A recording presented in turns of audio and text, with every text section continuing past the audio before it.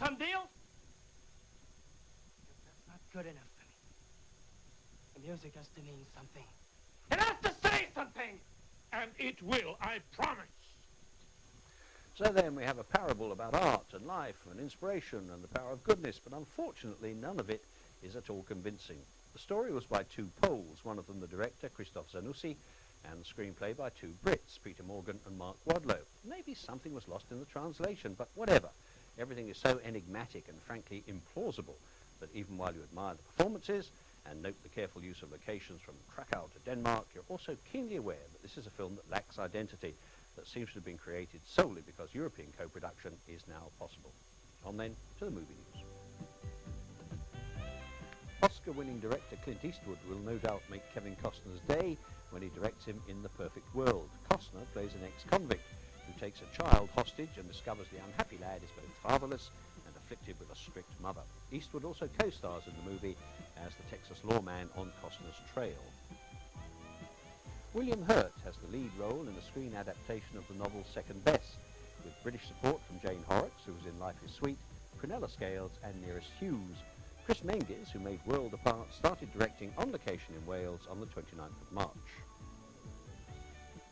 Steven Spielberg's live-action version of The Flintstones, currently showing on BBC, starts filming in May. The large-scale creatures are being built in the late Jim Henson's Creature Shop in London. This is the company which also made the creatures for the Turtles movies, Labyrinth and The Witches, and overcame stiff Hollywood competition to land the Flintstones contract. A bit more movie news now. John Hughes was in London last week. He's the one who made such comedies as Ferris Bueller's Day Off, Planes, Trains and Automobiles, and of course the highly successful Home Alone 1 and 2. But what, you may wonder, was he doing here? I came to London this trip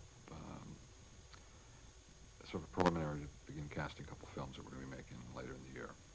I also came hoping to meet some of the people that I've been watching on tape for the last several months, specifically comedy talent.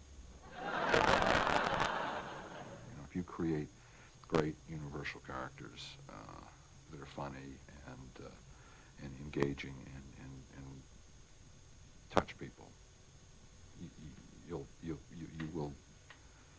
you make something that will play everywhere.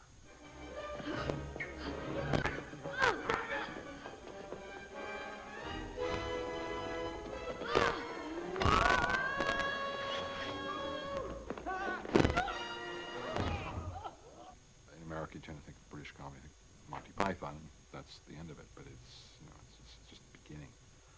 There's a tremendous amount of talent here, and I'm in awe of and it's not only just the performance, it's the writing. The writing is brilliant, and the way that the material is presented, and it's just, you're extremely lucky to have this much talent here, and to be able to enjoy it on a regular basis. I have to wait for the tapes.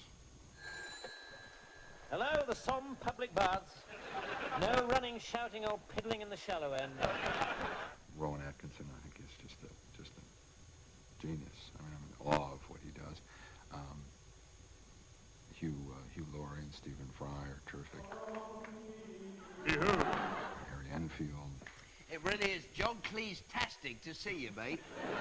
To just meet these people and see if I could learn a few things. I've got a long way to go myself. Well, that's all right then. For a dreadful moment there, I thought he was trying to unearth a British Macaulay Culkin. But from that to the competition, the film whose identity you were asked to guess last week was this.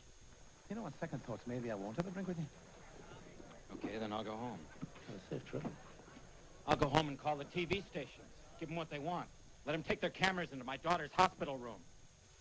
Right, well, the answer was Patriot Games. This week, coinciding with the national release of Used People, we offer espresso machines to the first 5 people selected at random who can identify this clip.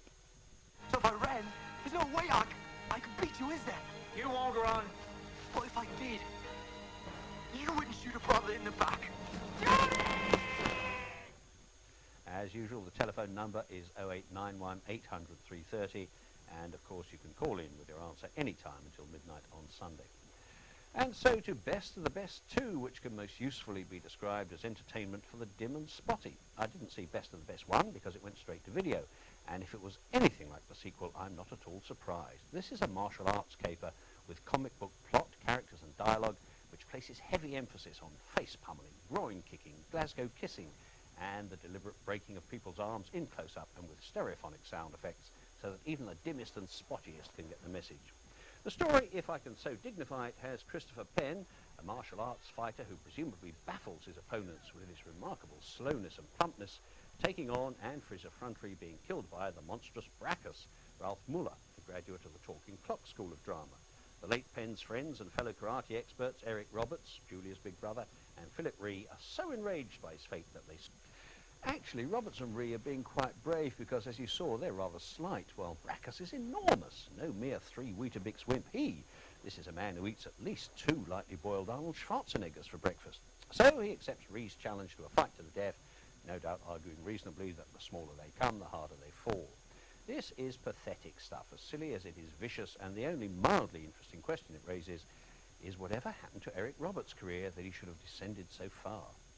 And yet, you know, Best of the Best 2 is not much sillier or more downright laughable than Body of Evidence, a drab, derivative thriller by Jagged Edge out of Basic Instinct, in which Madonna is accused of murdering rich old men with heart complaints by deliberately, well, fornicating them to death.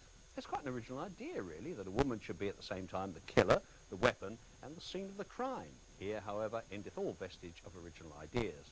Madonna, pouting and smouldering like the girl who came last in the Marilyn Monroe look-alike competition, is arrested, charged with murder by prosecutor Joe Mantegna and defended by attorney Willem Dafoe. When did you leave his house? Around midnight.